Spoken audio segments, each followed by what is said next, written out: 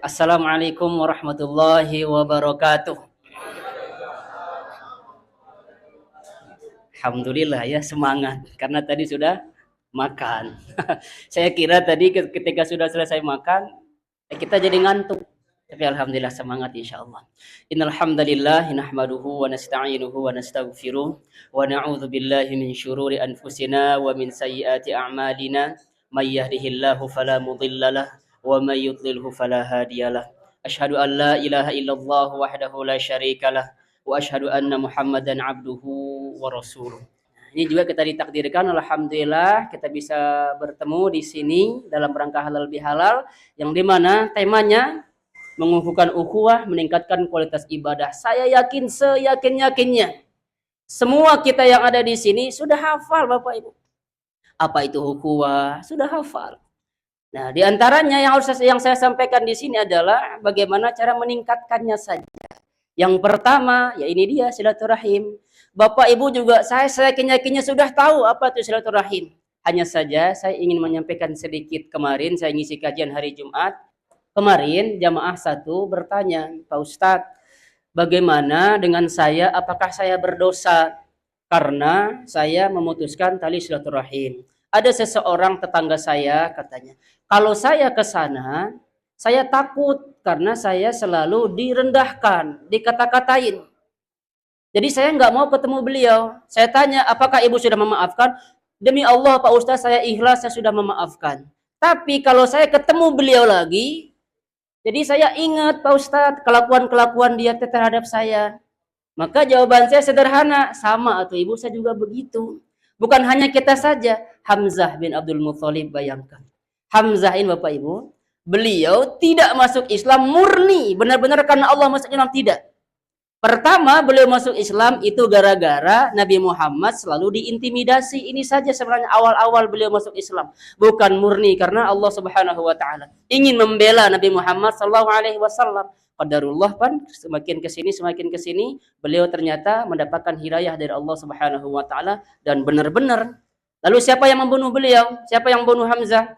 Kan itu dia, orang-orang Yahudi yang pura-pura masuk Islam. Apa kata Nabi? Kan ketika Hamzah dibunuh, kan apa namanya galau Rasulullah. Makanya beliau mengatakan, palingkan wajahmu, jangan perlihatkan wajahmu di hadapanku. Aku sudah memaafkanmu. Rasulullah memaafkan Wahsy. Tapi kalau melihat wajahnya, kan Rasulullah jadi sedih. Maka kalau kita di sini, Bapak Ibu, bisa jadi kita memaafkan orang. Tapi kalau lihat orangnya lagi, ingat nggak Bapak Ibu? Yakin saya ingat. Saya apalagi sering ya, kadang dihukum sama guru. Memaafkan tidak? Demi Allah pasti kita maafkan. Tapi kalau lihat guru tersebut, ustadz tersebut, ingat gak dulu ketika kita dihukum? Pasti ingat. Ingat bukan berarti kita tidak memaafkan. Itu yang pertama.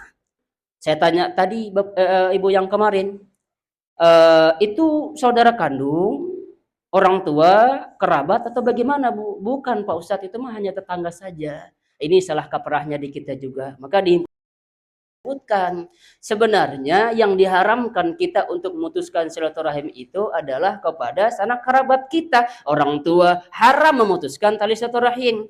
Anak kita haram memutuskan tali silaturahim. Kalau misalkan kita berteman, terserah kita. Maka Nabi Shallallahu Alaihi Wasallam, para sahabat dan ulama-ulama kita menganjurkan kita untuk berteman dengan orang-orang soleh. Maka kalau masalah pertemanan terserah kita. Bukan berarti kalau kita tidak mau berteman kita memutuskan tali silaturahmi. Bukan Bapak Ibu. Bukan ya. Maka oleh karenanya kita benahi sekarang. Wah si bapak mah memutuskan tali silaturahim misal. Itu terserah kita saja sebenarnya mah. Kalau hanya pertemanan. Tapi kalau masalah keluarga, tidak boleh kita memutuskan tali silaturahim. Itu yang pertama. Cara untuk meningkatkan ukhuwah kita. Lalu kemudian yang kedua, selain silaturahmi itu, kita mari saling meningkatkan, saling mengingatkan. Bukan berarti yang berbicara di sini lebih baik daripada yang mendengarkan. Sebagaimana Nabi Shallallahu Alaihi Wasallam bersabda, sampaikan hadisku. Karena bisa jadi yang mendengarkan lebih baik daripada yang berbicara. Dan faktanya kan memang begitu.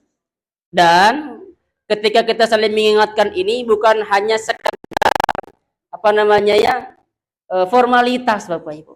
Kan kita sekarang ya, kita saling mengingatkan setelah bulan Ramadan kita melakukan ibadah begini dan begini, lalu kemudian setelah bulan Ramadan kenapa banyak orang yang begini dan begini, itu saling mengingatkan. Lalu kemudian kita bermaaf-maafan, pan halal bihalal tradisi kita di Indonesia ini, halal bihalal, mohon maaf ya Pak, mohon maaf ya Bu, bukan hanya sekedar formalitas. Ngaji juga kita mendengarkan materi di sini bukan hanya sekedar formalitas. Betapa banyak di antara kita di sini yang ceramah, lalu kemudian ada jamaahnya, sok ngobrol sendiri, HP sendiri. Lalu ini kita yang ceramah di depan, untuk apa tuh dipanggil kalau demikian? Nah, sifat karakter saya juga bukan seperti itu. Nah, jadi jangan hanya sekedar formalitas saja. Halo silaturahim halal bihalal, setelahnya sesalaman. Lalu kemudian bagaimana dengan hati kita? Benar enggak hati kita ini memaafkan orang? Jangankan di antara kalangan kita loh Bapak Ibu. Guru-guru saja loh, guru-guru. Terkadang hanya formalitas saja memaafkan. Kayaknya nanti pas orang yang sudah enggak ada, dibicarakan lagi. Kan fenomenanya begitu di sekolah-sekolah. Allah nggak bisa dipungkiri. Karena saya saksikan sendiri. Yang satunya mengatakan, si A, di fulan, bla bla bla bla, di depannya keren Pak, bagus kebijakan Bapak, mantap. Pas di luarnya gimana? Ngobrolin lagi. Makanya kenapa saya katakan jangan hanya sekedar formalitas. Banyaknya di antara kita sekedar formalitas saja minta maafnya. Kita juga orang tua ya, paksakan anak kita ujang. Minta maaf tak ke mama, ujang tuh loba dosa ke mama misal. Tapi kita sebagai orang tua tidak pernah minta maaf kepada anak. Nggak pernah minta maaf kepada anak. Terlepas daripada itu, Bapak Ibu yang dirahmati Allah Subhanahu wa taala, kita memaafkan ini adalah perkara hati. Kalau misalkan hati kita lurus, insya Allah ukhuwah kita juga lurus. Lurus. Lihat bagaimana ketika Nabi Shallallahu alaihi wasallam menunjuk seorang sahabat ketika gathering gitu, kumpul-kumpul dengan para sahabat, yatlu'ul ana rajulun min ahlil jannah, kata Nabi. Akan ada seseorang laki-laki, dia ini adalah ahli surga, kata Nabi. Jadi keluarlah laki-laki tersebut, masuk dia ke gerbang tersebut, dia menenteng sendalnya, dia tenteng sendal. Besoknya lagi Rasulullah mengatakan hal yang sama. Seorang laki-laki yang kalian lihat dia adalah ahli surga, kata Nabi. 3 hari berturut-turut orang yang sama. Maka Amr bin Al-As, beliau ini mana sih ibadahnya? Dibandingkan ibadahku, kata Amr bin Al-As. Lalu kemudian nginaplah 3 malam di sana. Ternyata sahabat yang disebut oleh Nabi ahli surga, dia tidak sholat sunnah Bapak Ibu. Dia hanya mengerjakan yang wajib saja. Yang wajib yang dia kerjakan sunnah tidak, puasa sunnah tidak, sholat sunnah tidak. Akhirnya selama 3 malam dia menginap ini, Amr bin As menginap, dengan rasa kecewa dia pergi. Sesungguhnya saya mendengar Nabi 3 hari berturut-turut mengatakan kamu ahli surga. Itu kata Amr bin Al-As. Tapi saya lihat amalanmu kok nggak ada yang spesial. Jadi dia bilang, ya nggak ada.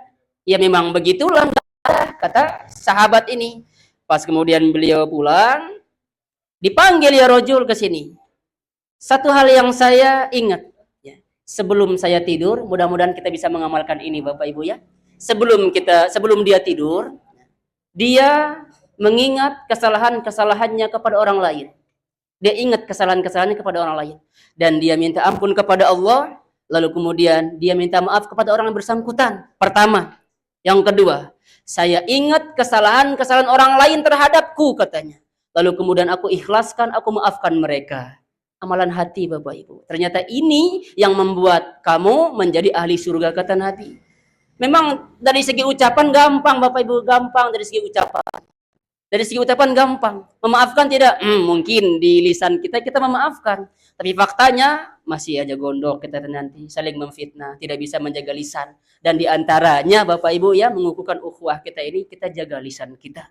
Jaga lisan. Yang dimana terkadang kita sebagai guru, sebagai ustadz, tidak bisa jaga lisan. Berat lisan. Bahkan sekelas Siti Aisyah saja Bapak Ibu ya, dimarahi oleh Nabi. Ketika Sofiyah datang ya, minta izin kepada Nabi, sebentar doang minta izin. Ya namanya juga perempuan, ya pasti cemburulah perempuan. Apa kata Siti Aisyah? Ya Rasulullah, hasbuk min Sofiyati kadza wa kadza. Kata Siti Aisyah, ya Rasulullah, cukuplah Sofiyah itu bagimu begini. Artinya Siti Aisyah enggak secara langsung mengatakan Sofiyah itu pendek, tidak. Tapi dengan isyarat saja. Maka Nabi Shallallahu Alaihi Wasallam pada saat itu mengatakan, ya Aisyah, laqad qulti bi kalimatin law mujizat bima il bahr lama jazathu. Wahai Aisyah, engkau sudah mengatakan kata-kata, kata Rasulullah, seandainya kata-katamu ini diceburkan ke lautan, kotor lautan itu. Itu kata Rasulullah. Padahal Siti Aisyah hanya sekedar berisyarat doang, tidak langsung mengatakan pendek. Lah kita, Masya Allah, kepala sekolah naik, wah bubar, kemana-mana pembicaraan. Saya saksikan sendiri, punten Bapak, jadi bahan evaluasi kita. Ya, di mana lagi itu saya bisa mengutarakan hal ini. Kita perbaikilah diri kita. Hayulah, sejak kapan lagi ya tuh masa gitu-gitu terus. Sekarang ada di sini yang umur 60 tahun, ada ya, ada umur 60 tahun. 40 tahun lebih sudah banyak. Lalu kita harus menunggu kapan lagi? Sebagaimana di dalam Al-Quran. Sudah habis, Pak Adik? Ingetin aja ya. Alam ya'ni lilladzina amanu an takhsha'a qulubuhum li dzikrillah wa ma nazala al-haq wa la yakunu kalladzina utul kitaba min qablu fatala 'alaihimul amadu fakhasat qulubuhum wa katsirun minhum fasiqun. Ini intinya Bapak Ibu. Sudah banyak ya kata Allah, kesempatan, kenikmatan yang telah aku berikan kepadamu. Sudah waktunya kita memadamkan atau menenteramkan hati kita ini dengan berzikir. Berzikir Bapak Ibu. Berzikir. Niat kita ikhlaskan. Masa seperti ahli kitab, kata Allah, di mana mereka diberikan harta yang banyak, diberikan waktu yang luang, kenikmatan yang begitu besar, justru semua itu membuat hati mereka semakin keras. Nah ini yang harus dari introspeksi ke diri kita masing-masing Bapak Ibu. Niat juga kita sudah tahu. Siapa yang pertama kali diseret ke neraka itu gara-gara niatnya Bapak Ibu. Sebelum orang kafir diadili, ternyata ustadz yang pertama kali diadili. Para guru yang pertama kali diadili. Dulu aku berikan kamu nikmat, fama amilta fiha, kata Allah kan begitu. Kamu habiskan, kamu Allah izzatmu. Aku mendapatkan ilmu lalu kemudian aku amalkan. Semata-mata hanya mengharap wajahmu. Apa kata Allah? Kazabta. Kamu dusta kata Allah. Sesungguhnya engkau mendapatkan ilmu tersebut lalu kemudian engkau amalkan hanya semata-mata ingin disebut ustadz. Maka hati-hati Bapak Ibu. Memang tidak segampang kita berbicara seperti tidak segampang ini. Karena yang namanya apalagi pembaca Al-Quran, Masya Allah, kan gara-gara disebut qori, akhirnya dia diseret ke neraka. Bukan karena Allah. Pembaca Al-Quran ini saya dulu,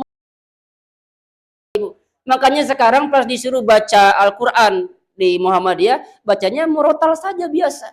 Sebab saya pribadi mengalami Bapak Ibu, nafas panjang, cengkok bagus, suara, apalagi kalau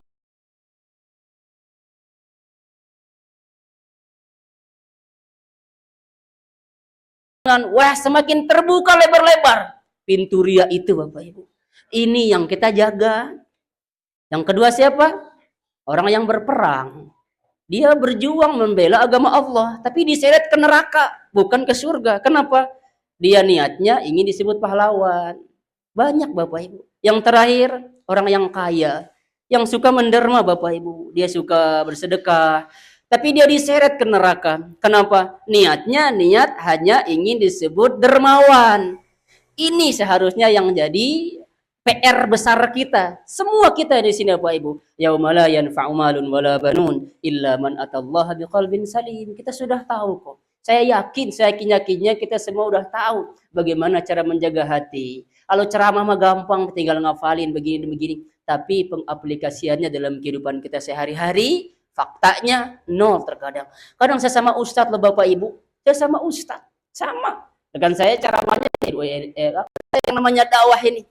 Dakwah tadinya kehati-hatian Bapak tadi pas nanya ke Ibu tadi, saya acungin jempol pisan. Ya, nyebutin tokoh-tokoh kita, Buya Hamka disebutin, Ki Ahmad Dahlan disebutin, kehati-hatian. Ini yang terkadang yang hilang. Terkadang kita sudah tahu, ini loh di himpunan Tarjih Muhammadiyah begini. Tapi warga Muhammadiyahnya beda dengan himpunan Tarjih Muhammadiyah. Tahu banyak yang beda Bapak Ibu. Ya termasuk riba, mancing. Banyak ya, terkadang berbeda dengan himpunan Tarjih Muhammadiyah. Tapi di kita DRW gitu. Lalu kemudian yang terakhir Bapak Ibu, yang terakhir ya, sekali lagi kita saling mengingatkan ya, kita saling mengingatkan bukan berarti yang berdiri di sini lebih mengetahui Bapak Ibu daripada yang mendengarkan. Kita saling mengingatkan dan bisa jadi Bapak Ibu ya, ada di antara yang kita yang lupa karena memang yang namanya iman ya, kadang naik turun, naik turun, naik turun sehingga perlunya ada orang yang tukang mengingatkan.